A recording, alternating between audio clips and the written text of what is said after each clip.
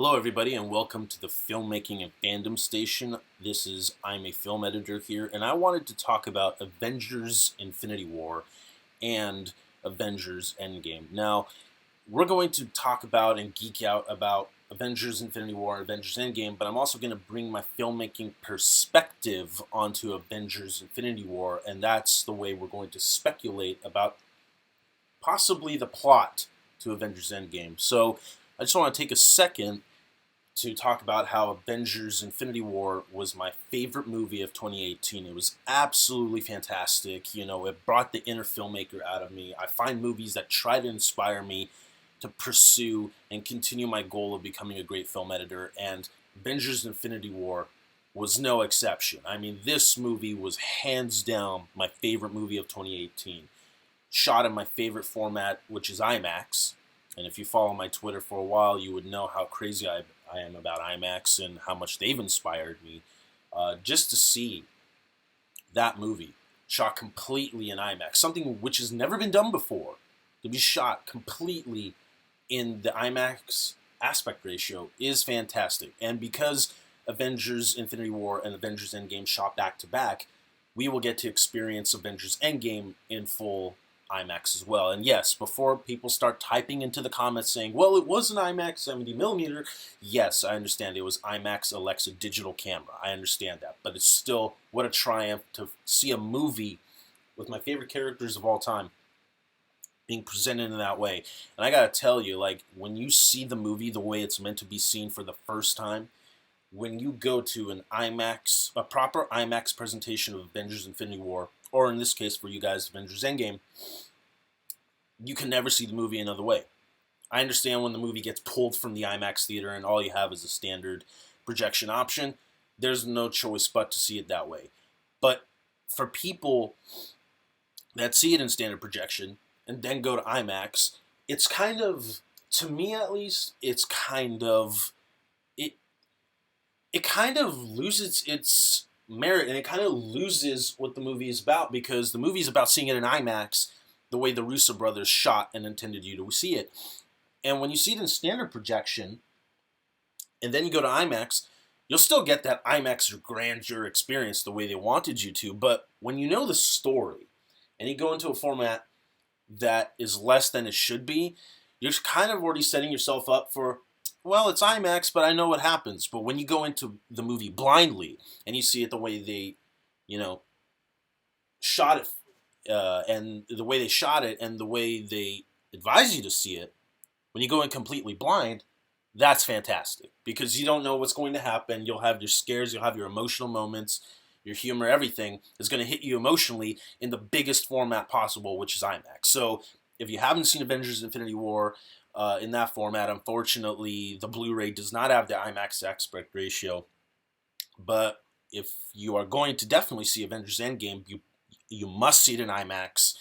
Scout out an IMAX 70mm film screen, and I know it's not being presented on film, but the bigger screen you see it on, the better it is. You know, and I've already talked about on my Twitter how I'm not so much a fan of the digital screens versus the IMAX film screens, even though all are being converted to digital nowadays. I'm doing my job, and thank you. Thank you to all of you who had participated and supported my petition to save the IMAX projector that I'm trying to save at the theater. I greatly appreciate that. But I first want to talk about Avengers Infinity War and the common misconception that a lot of people, who understandably so, are not filmmakers, are not into filmmaking. They're just the average audience goer. They keep some people I've seen pop up on Twitter and stuff. Some people still ask, how the hell did that movie work? They're not complaining. They're not complaining. They're not asking how the hell did Avengers Infinity War work for the worst. They love the fact that it worked. They love the fact that the movie ended up the way it did. But they're like, in a perfect world, a story with that many characters, a villain with a lot of story development and a lot of character development that you have to give them,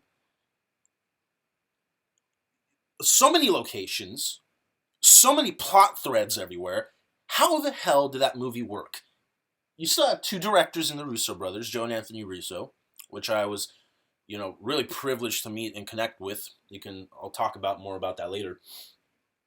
But some people still ask, how the hell, with two directors, even with two directors, and you have so many stories and so many characters, so many plot threads, a villain that has been set up for 10 years that you really have to pay off and give him great character development, how the hell did that movie work? Well, I'm going to tell you how it worked. Because the movie, Avengers Infinity War, is not really about the Avengers. The movie is about Thanos, and Thanos is our main character. The Russo brothers, in several interviews before the movie came out, said the movie is about Thanos, and the Avengers are the secondary characters to his story. Now, how do I mean by that? Well, I'm going to be talking about and give my filmmaking perspective on why this works.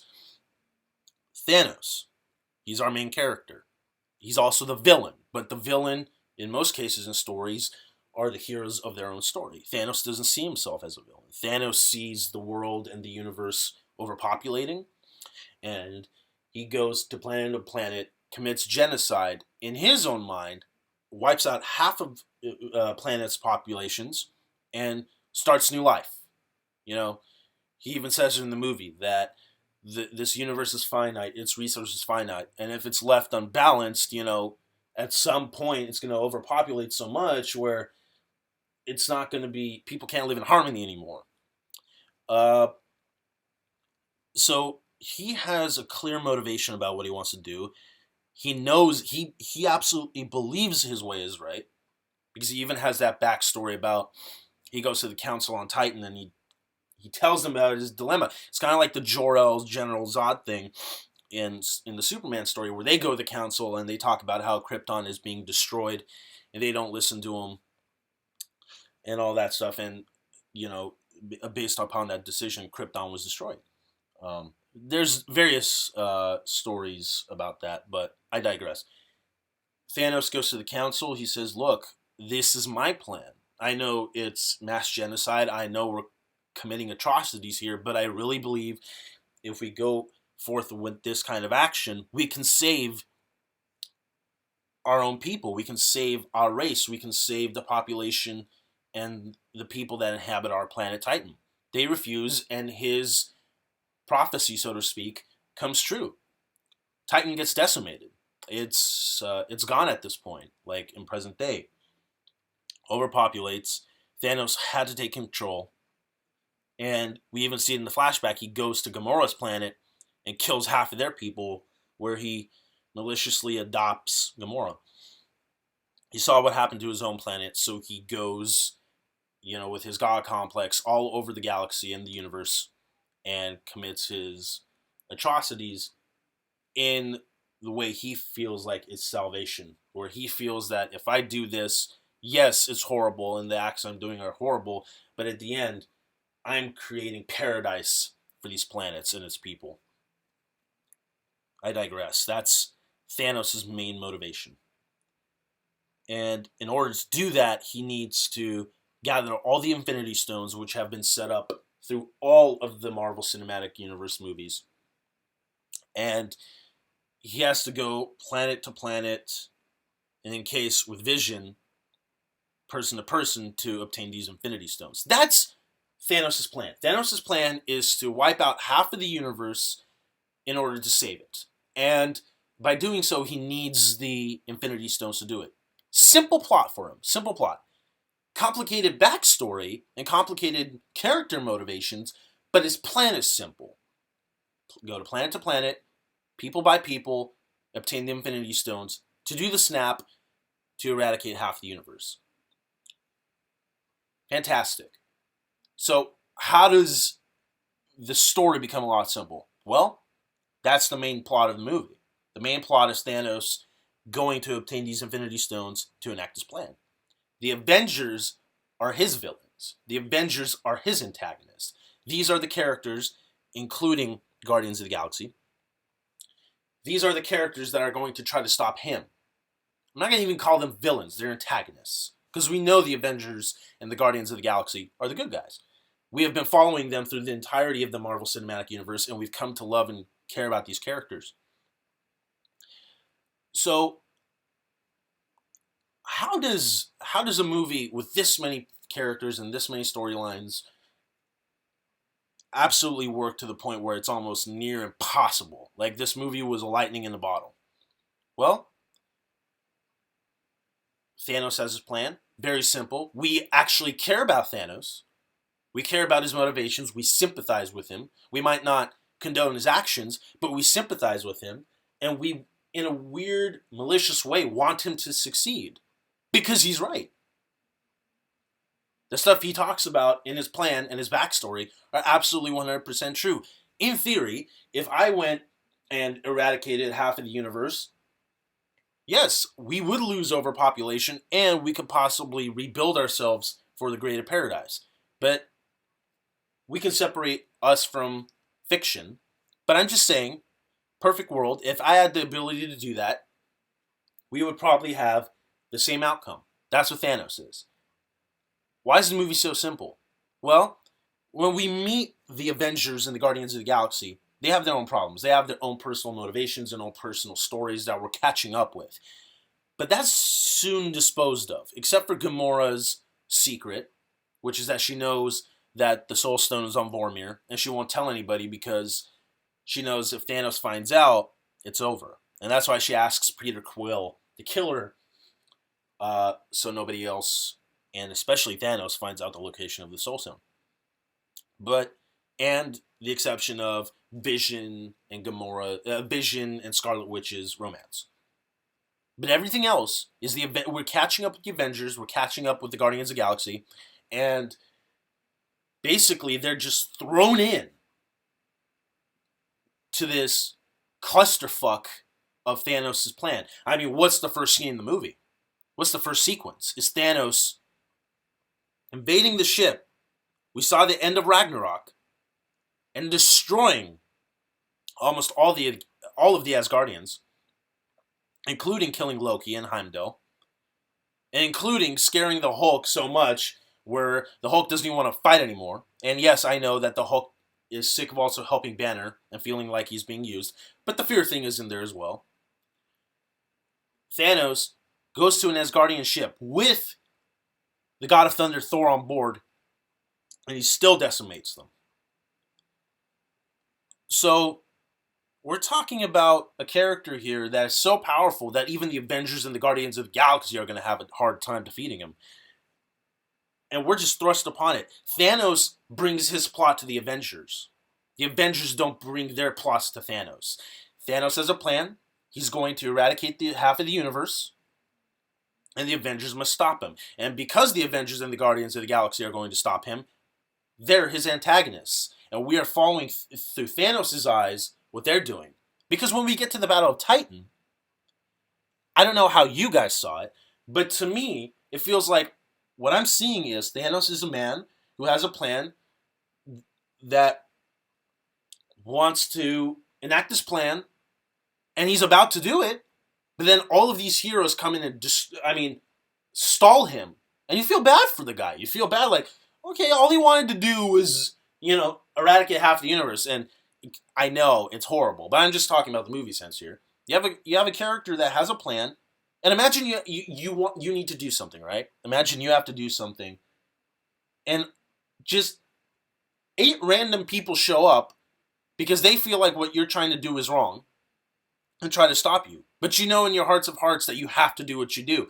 And you feel bad for that character because you're like, just let him do his thing, man. He doesn't even want to hurt you. Just let him do his thing.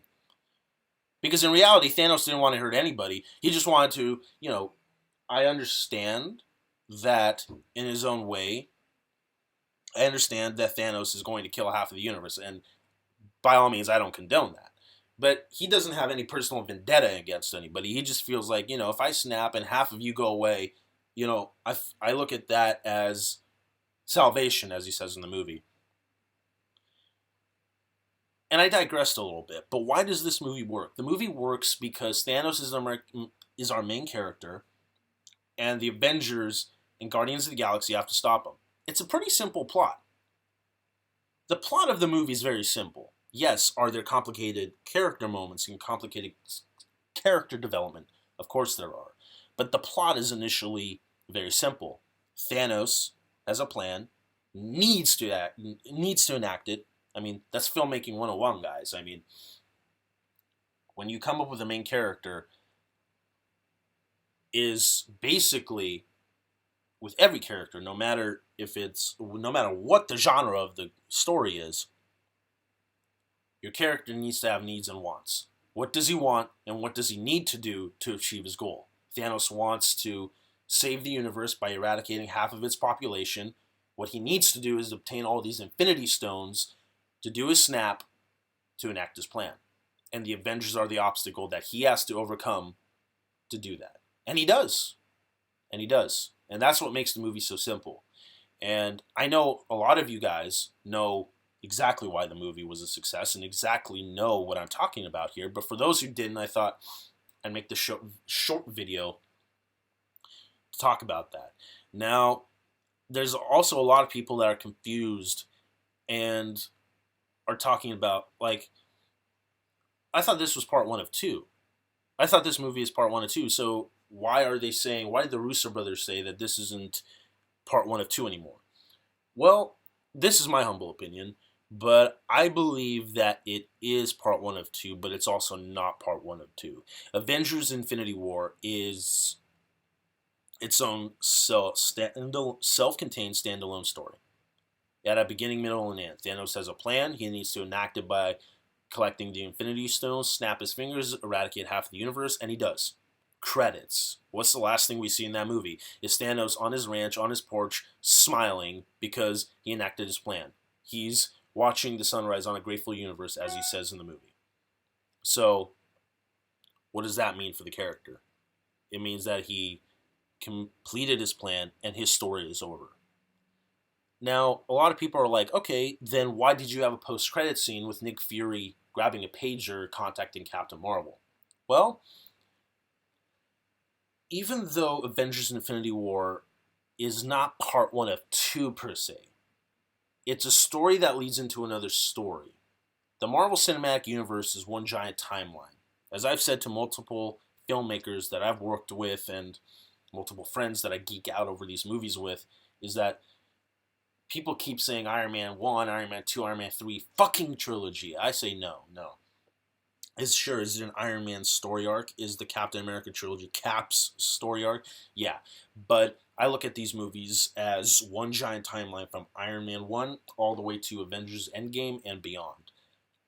So, the reason I still feel like it's part one of two, even though it isn't, and even though Avengers Infinity War is a standalone movie and a standalone story, is because it obviously ends, but with Captain Marvel's pager, it sets up what could be if the Avengers do win, and what could be in the next story. And what could be in the next story is what we're going to find out in Avengers Endgame. So, I'll clarify again. Avengers Infinity War is not part one of two. It's its own standalone story. But it will have a continuing story that could alter Thanos' plan. I'll say it one more way that might make it easier for you to understand. Avengers Infinity War, standalone story. Imagine Avengers Infinity War as a book. It's one giant novel. You finish it. There's no sequel. If Avengers Infinity War ended the Marvel Cinematic Universe, you could literally end it there. Would we want it to end there? No, of course not. We have another 20 years of fucking movies coming.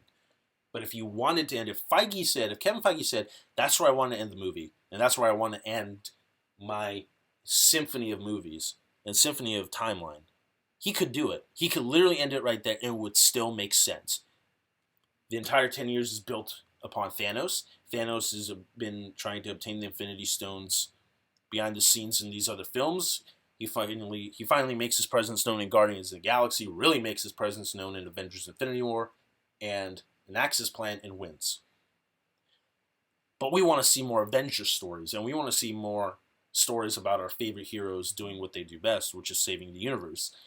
So, Avengers Part 1, as it was at some point called Avengers Infinity War Part 1 and 2, was displaced. Now it's just Avengers Infinity War, Avengers Endgame. There's no Part 1 and Part 2.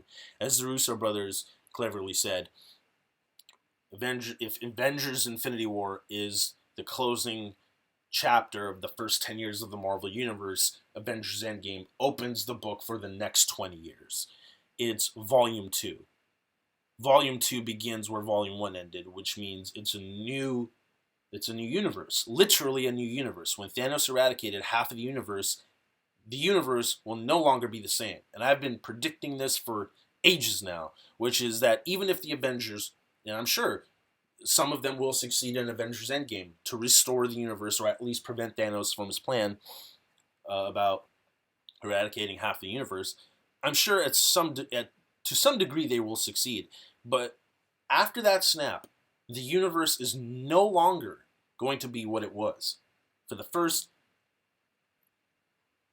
phases of the 10 years of the Marvel Universe, it's never going to go back to the way it was. Thanos' snap undid everything. Even if they try to fix it, they're never going to get to 100% what it used to be. And that's the beauty of the next movie, is because we're predicting about time travel, we're predicting about characters meeting their past selves and stuff like that. And what's the number one rule when it comes to time travel stories is you do not want to bump into your old self, because you don't know what the drastic consequences are of alternating the past, which can alter your future. Because we've seen all the leaked set photos of Captain America and Tony Stark and Ant-Man going back in time to the Battle of the New York. And I don't know. We have no idea what's going to happen. This movie has had so many potential leaks and so many set photos leaked and so many plot leaks with air quotes, and I read all of them, and I have an insight to these movies. I probably know a little more than most people do, but I still don't know anything. Nobody knows. This movie is going to be a conglomeration of everything that we've wanted. Avengers Endgame will try to fix what Thanos did in Avengers Infinity War, and yet set up the next 20 years of Marvel movies, which is fantastic. And I don't want to take too much time speculating what's going to happen in the movie, because a lot of other people have already done that, and I've done that many times with you guys on Twitter, which I will continue to do. And if I decide to make another video talking about Avengers Infinity War and how that leads into Avengers Endgame and what are we going to predict for Avengers Endgame, that's a whole separate video. Because I want to probably do a live chat video with all you guys commenting with your ideas and theories about what's going to happen in Endgame. But I'm going to tell you what I'm excited for about Endgame. I'm excited for the IMAX format. Completely shot in IMAX, completely presented in IMAX. That's me. I cannot wait to see that. All my favorite heroes coming together to have that one last chance, that one final shot to possibly undo what Thanos did. I'm saying possibly, because who knows? They could lose again. Nobody really talks about that, but they could possibly lose again. And if they lose again, who knows? I don't think they will. I want them to win. But even if they win, we know another threat is coming. There have been so many leaks and so many toy leaks about there being an even greater threat than Thanos. And I'm excited to see who that is. I have my theories on who that's going to be. I'm actually willing to bet money to know who that is, but we don't know anything at this point. Once we get the second trailer, which I speculated on Twitter, I speculated that I expect that trailer to come out from March 3rd to March 8th with it, which is Captain Marvel's release date. Because obviously Marvel Studios was smart, and they're always smart. They're one of my favorite studios of all time.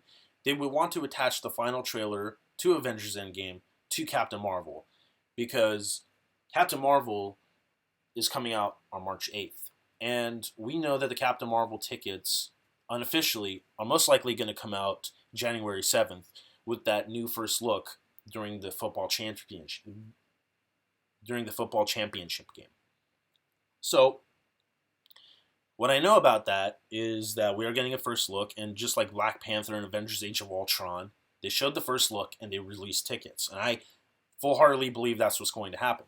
So when you already have tickets for Captain Marvel released and everybody's pumped and buying and selling out theaters, you have a couple of months, and then when Captain Marvel opens, you hit the internet with the second and final trailer for Avengers Endgame, and you blast out on tickets, which are going to destroy the box office. You're going to launch those pre-sale tickets, and you are going to just sell out theaters for Avengers Endgame. That's what I personally think is going to happen. That's what I personally think is going to happen. I could be wrong, but past records of me speculating and getting inside scoops have been proven right, and I think that's definitely what's going to happen. Again, I digress. It might not, but I'm sticking with that. If it doesn't, I will have updates for you guys all over social media so you can keep up with that. But yeah, I know this video kind of went all over the place, and I apologize for that, but I think I made my point about why Avengers Infinity War works so well when in a perfect world it shouldn't have. And what I mean by that is, of course I wanted that movie to work, and it did. And fucking hell did it work, and I'm so glad. But with this many characters, this many subplots, and with your main plot with Thanos, the movie still could have worked, but not as well as it did. This movie realistically should have been a clusterfuck, and it wasn't. Because the Russos and Marvel were smart and said, instead of overcomplicating it for ourselves, let's make the movie about Thanos instead of the Avengers, and with one character having a plan and everybody coming to stop him. His goal is to stop the Avengers to enact his plan. Instead of the Avengers taking the fight to Thanos, and Thanos being their one bad guy. So, yeah, I mean that does still happen in the movie, but what I'm saying is, instead of having so many different storylines with the Avengers crumbled together, which don't need to happen, all we want to see is the Avengers battle Thanos. But what's their personal motivations? I mean, their personal motivations are just to stop this guy. Tony Stark has had Thanos in his head for 6 years. Vision has the Mind Stone. Gamora is Thanos' daughter. All these characters, at least majority of the main characters, have a personal tie with Thanos. That's why the Avengers relate so well to the plot. But you couldn't just make a movie from their perspective and have Thanos be the outside bad guy that just wants to take over the universe. The smarter way that they did it was Thanos has a plan, he wants to enact it, you feel sympathy for him, and in a weird way, you want him to succeed. And the Avengers, even though they have personal ties with him, are just simply the obstacle that he has to defeat to enact this plan, and he does. And Avengers Endgame is the story about how they can possibly prevent all of what happened in Avengers Infinity War from happening.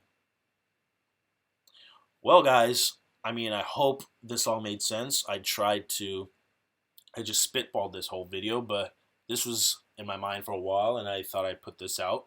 And expect more videos on Avengers and IMAX and all my filmmaking extravaganzas coming up. And thank you to all of you that checked out my new short film that I was VFX editor on called Fair Play. Shout out to Mike Fallon, my director, and the incredible cast that put that feature together. It was awesome. That was one of the best short films I've ever been a part of. And I have 2 more this year that I'm going to be editing, and I cannot wait to share with you guys.